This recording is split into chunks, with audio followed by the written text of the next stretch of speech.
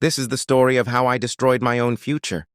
With a single letter, my name is Christian, and I'm about to tell you about the biggest mistake of my life.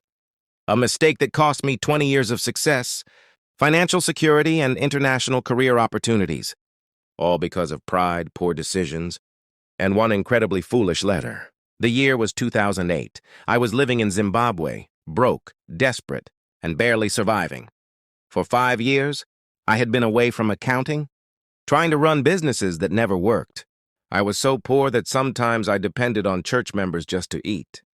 But I was fasting and praying for a breakthrough. Little did I know, God was about to answer my prayers in the most unexpected way. One day, out of nowhere, I received an email that would change everything. A complete stranger with a friend who had my same surname had found my name on an exam candidate list. He decided to contact me and mentioned an incredible opportunity. A prestigious American accounting firm was recruiting bright accountants in South Africa. No application needed. Just send a CV or resume. Within days, I had an interview scheduled in Johannesburg with a partner flying in from the United States of America. This was it. This was my miracle. I had never been to Johannesburg before.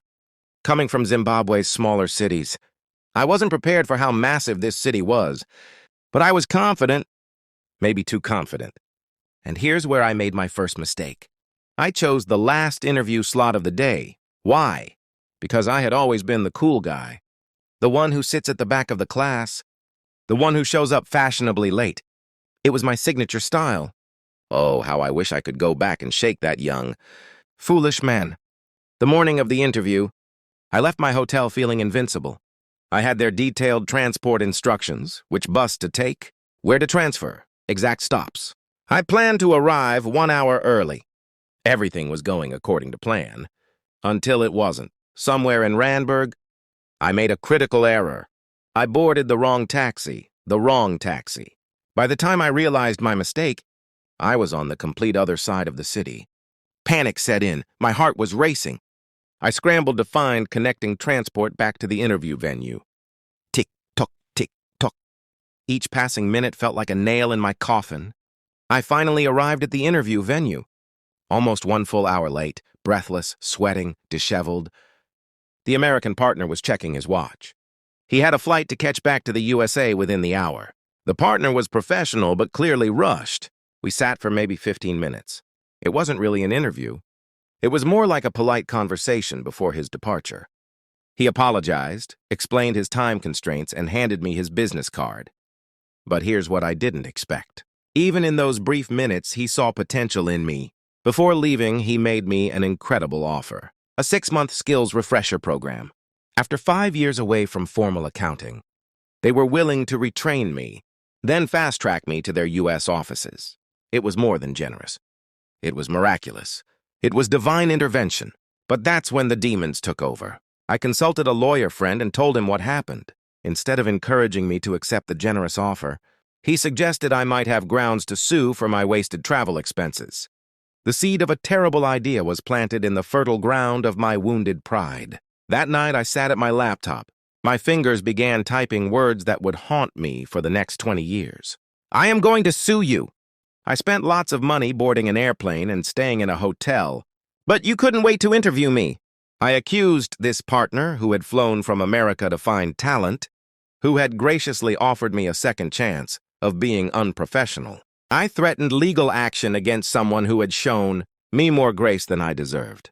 And then, I hit send. I sent that letter with the zeal of a complete fool. They never replied. 6 months later, I was living in Cape Town, surviving off a friend's generosity, doing odd jobs just to eat. Then I saw it. An advertisement for an American accounting program. I applied immediately and was called for an interview. This time, I wore my best suit with a perfectly matching tie. The interviewer was impressed. She said I was the best-dressed candidate she had interviewed. The interview went brilliantly. She promised to recommend me for the program. Then she mentioned something that made my blood run cold. She said she was just an agent, working on behalf of an accounting firm in the USA. My heart stopped. Is this the same company that did interviews in Johannesburg 6 months ago? I asked, already knowing the answer. Yes, she smiled. Same firm. same partners. I told her I had attended that previous interview but arrived late. I couldn't bring myself to mention the letter. That barbaric, career-ending letter that had already sealed my fate forever. That moment I knew it was over. My future was destroyed by my own hand. Let me tell you what I lost. That company had offered me everything. Skills training, career development, financial security, international experience. The starting salary alone was more than I have earned in any single year since. And it's been almost 20 years. 20 years of struggle that could have been avoided with one simple decision. Taking responsibility for my own mistakes. So let me share with you the lessons that cost me everything to learn. Lesson number 1. Character never misbehaves. A person of good character doesn't lash out when things go wrong. They don't blame others for their own failures. They certainly don't threaten to sue someone who's trying to help them. Lesson number 2. Opportunity has expiration dates. That partner had a flight to catch. The business world moves fast. If you're not ready when opportunity knocks, it moves on to someone who is ready. Lesson number 3. Pride is the most expensive luxury you'll ever own. My wounded pride cost me everything. 20 years of financial struggle and professional mediocrity, all to protect my ego. Lesson number 4. God provides. But we must receive wisely. That opportunity came through divine providence. A stranger with my surname. A prayer answered. A door opened where none existed. But divine opportunities still require human wisdom to walk through them. And finally, lesson number 5. Always take responsibility for your part. When I chose the last interview slot, I revealed my casual approach to important things. When I ignored clear transport instructions and got lost, that was my fault. When I arrived late, that was on me. But instead of owning these failures, I blamed the one person who had tried to help me. To every young person listening to this story, build character first. Everything else, success, wealth, recognition, flows from character.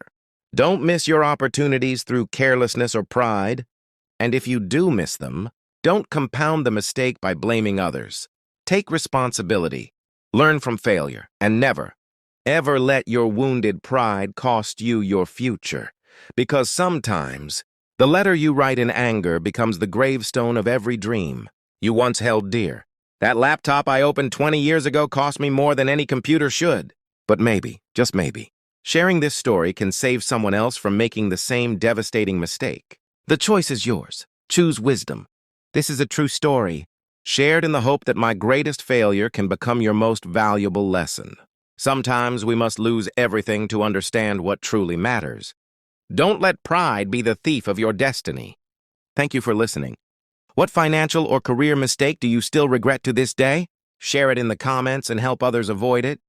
And don't forget to like, share, and subscribe.